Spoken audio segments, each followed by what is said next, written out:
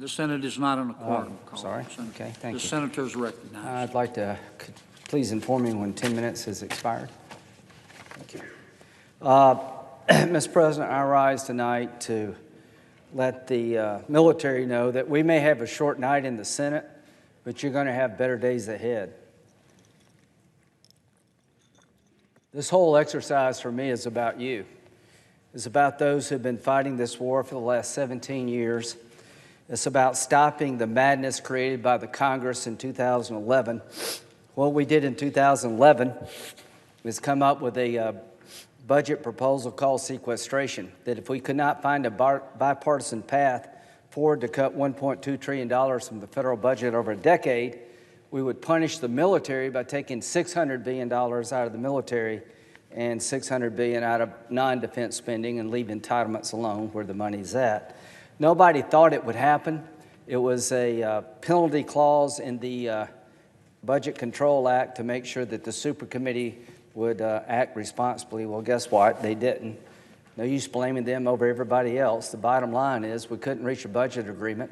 We spent $47 trillion over the next 10 years is how much we'll spend. We couldn't save $1.2 trillion, so sequestration kicks in. So what has it done to our military? This is what General Mattis says, the Secretary of Defense. Let me be clear, as hard as the last 16 years of war have been on our military, no enemy in the field has done as much harm to the readiness of the U.S. military than the combined impact of the Budget Control Act's defense spending caps, worsened by operating for 10 of the last 11 years under continuing resolutions of varied and unpredictable duration. This is the Secretary of Defense telling the Congress that no enemy on the battlefield has done more damage to our military than the budget agreement that we reached in 2011. So I want to congratulate President Trump for keeping his campaign promise to rebuild the military. In case you couldn't understand what I said, here it is in writing. And spend some time looking at it.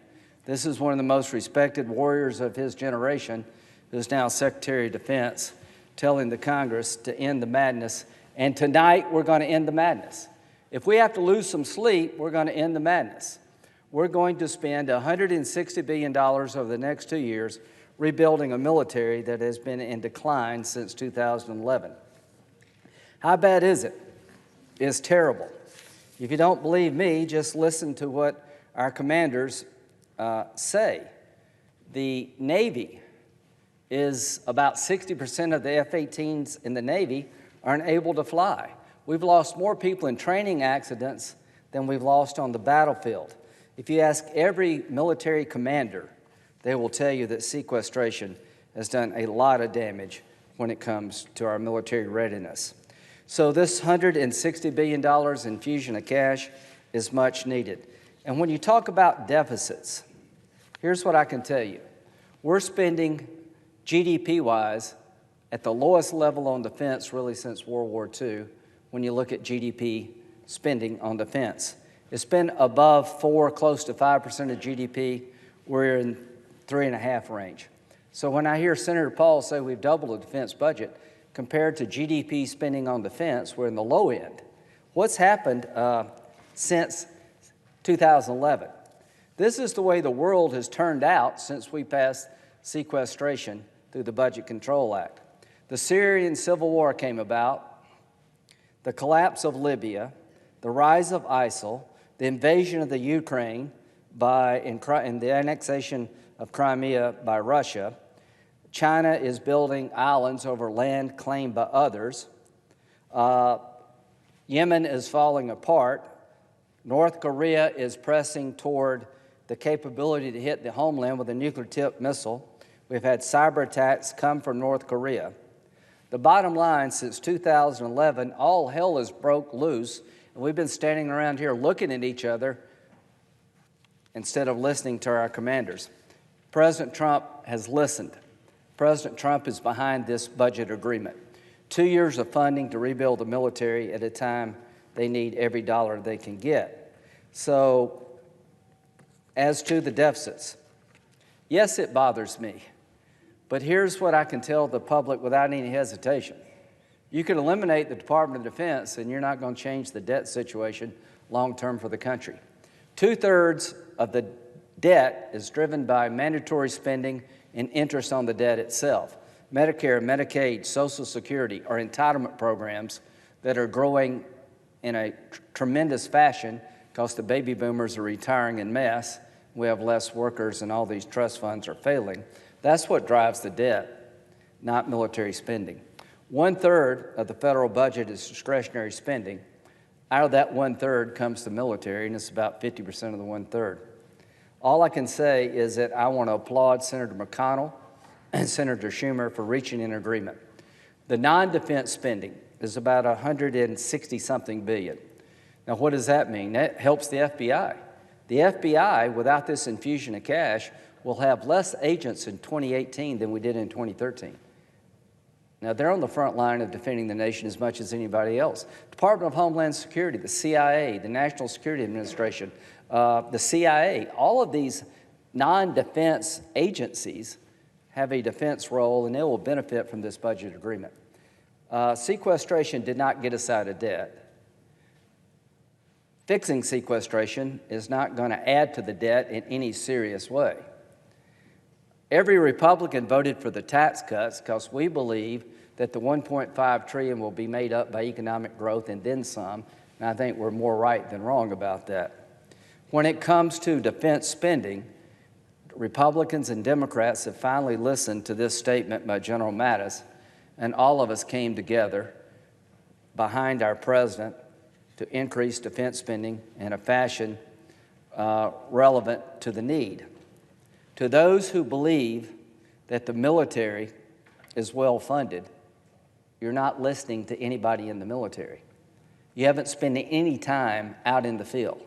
I've been to Iraq and Afghanistan 42 times in the last decade. I can tell you the pressure that's been placed upon our military. You have to put all the money in deploying people, robbing Peter to pay Paul, so training suffers, readiness suffers. It's a miserable experience to be in the military in the last 4 or 5 years. Families go lacking. People deploy more than they should because we're not big enough. This $160 billion is going to allow us to grow the Navy. We're moving toward a 350-ship Navy, not 278.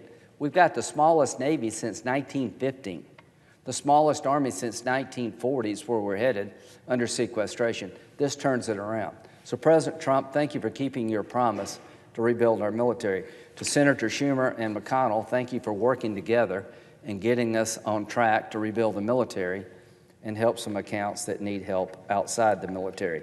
To the members of the body, there's a million reasons to vote no in any bill.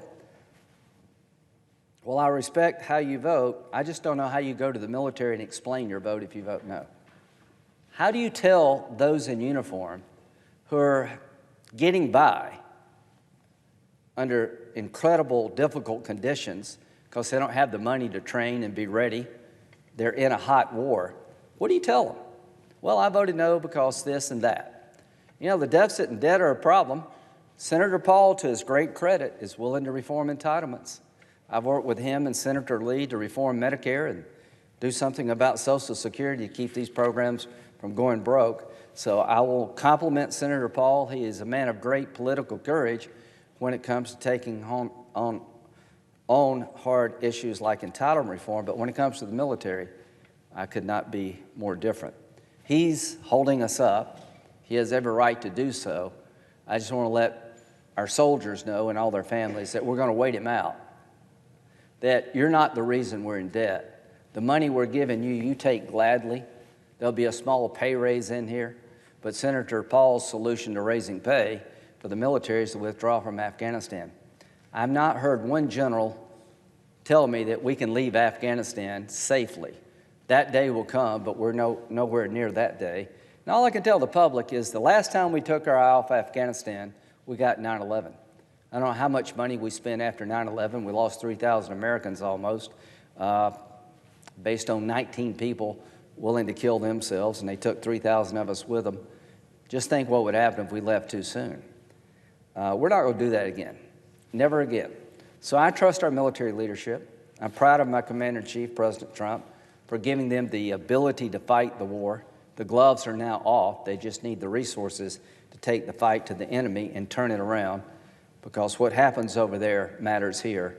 If you don't believe me, remember 9/11. So whatever it takes, as long as it takes, we're going to increase defense spending in the next 24 hours. Then we're going to start marching to fixing other problems. The Dreamers, they've waited a very long time to bring certainty to their lives. Next week, we take up their problems, their plight. But the one thing I can tell you, today, in the next 24 hours, we're going to end the nightmare for the military. And next week, we'll take up solutions to help the DREAM Act population and secure our borders. We can do two things at once. And if you want to get the country out of debt, count me in. If you want to tell younger people they got to work longer and can't retire at 65 because we live so much longer, count me in. If you want people in my income level to take less from Social Security because I can afford to give some up, count me in. If you want people in my income level to pay more into Medicare because we should, count me in. The one thing you cannot count on me is to use the military as a punching bag and blame it on them that we're in debt, because we're not, because of them. Here's what General Mattis said: we can always afford freedom. We can afford survival. And if you don't believe the people we're fighting would kill us all if they could, then you got a short memory. The only reason 3,000 died on 9/11 and not 3 million is they couldn't get the weapons to kill more of us. If North Korea keeps going the way it's going, God help us all. If the Iranians ever go nuclear, God help us all. We live in dangerous times. If radical Islam could get their hands on a chemical, biological weapon, they would use it. And the best way to keep them from hurting us here is to stay over there and partner with our Afghan partners, Iraqi partners, and others. More Muslims have died in this fight than anybody else. They've seen the face of the enemy, and I have certainly seen it. And the best way to keep it off our shores is to have a strong military, creating lines of defenses over there so we can be safe here. And I am very happy tonight. I had to miss my flight, not go get much sleep, but what we're doing pales in comparison to what the military has done for the last 5 or 6 years. A lot with less. They've taken on too much danger, too much risk, because the Congress has sat on the sideline and watched Rome burn. Well, those days are over. So whenever we vote, we're going to vote, and I'll make a prediction. We're going to get more than 60 votes to fund the military. When it gets to the House, to my fiscal conservative friends, I understand there are things in the non-defense spending aspect of this you don't like. I get that. But there are Democrats in this body, and there are Democrats in the House, and they have a say. That's just the way it is. So I will sleep well tonight. I may not sleep long, but I will sleep well knowing that the men and women in uniform who have suffered so much for so long are going to be better off in the morning. So a short night for me will be better days ahead for them. And all I can say to my colleagues, don't let these groups mislead you about what your job is. Your job as a member of the United States Congress, in my opinion, is to defend this nation above all else. Without national security, Social Security really doesn't matter. Without national security, everything that we enjoy could be lost. So the primary role of the federal government, in my view, is to give the men and women in uniform, who are all volunteers, what they need to keep us safe. And come tomorrow, they're going to have more. And if it means we stay up late tonight, so be it. To the congressional leadership, thank you. To the president, thank you for being a commander-in-chief we've desperately needed for the last 8+ years. To my colleagues, vote yes. You may get some criticism from people who run blogs, but the next time you see a soldier, you know that you voted right. I yield.